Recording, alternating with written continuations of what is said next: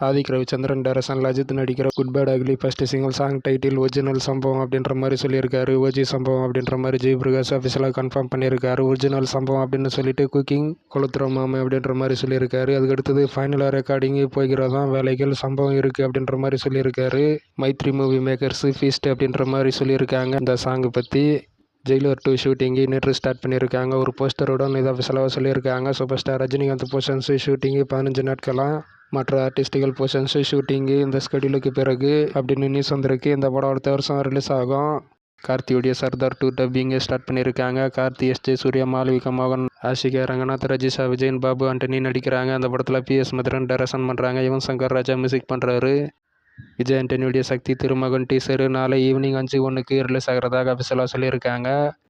Retro படம் 50 நாட்கள் மட்டும்தான் இருக்குது ரிலீஸ் ஆகிறதுக்கு அப்படின்ற மாதிரி ஒரு போஸ்டரை வெளியிட்டிருக்காங்க. இந்த படத்துக்கான செகண்ட் சிங்கிள் சாங்கு அடுத்த வாரத்தில் ரிலீஸ் ஆகும் அப்படின்ற மாதிரி சொல்கிறாங்க. கார்த்திக் சுப்பராஜ் பர்த்டேக்கு ரிலீஸ் ஆகும் அப்படின்ற மாதிரி பார்க்கப்படுது.